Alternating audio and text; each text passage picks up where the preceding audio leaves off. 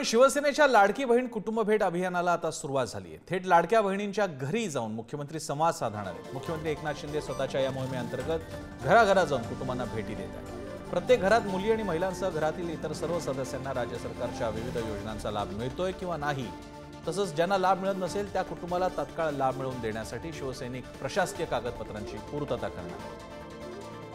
त्यांना सांगितलं की माझा फोटो तिथं लावू नका।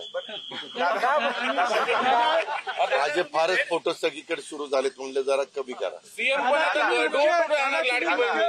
अरे होऊ दे ना बाबा, ही लाडकी बहीण योजना महायुती सरकारने आणलेली योजना आहे।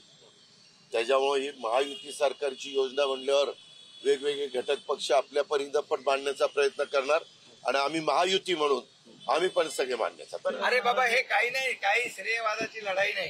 हे आपण सरकार म्हणून काम करतोय आणि सरकार तर करतच आहे। शासन आपल्या दारी कसं राबवलं आपण, तसं सरकार आपलं काम करतच। आम्ही तिघही लाडकी बहीण योजना, मुख्यमंत्री माझी लाडकी बहीण योजनेमध्ये आम्ही जातो ना, ते चेक वाटप करायला त्या कार्यक्रमामध्ये, आणि प्रत्येक पक्ष आमचे महायुतीचे आपापल्या परीने आपापले कार्यकर्ते, त्यांचे कार्यकर्ते देखील, म्हणजे चारही बाजूनी लाभार्थी वंचित राहता कामा नये यासाठी हे सगळं, याच्यात कुठलेही क्रेडिट श्रेयवाद नाही।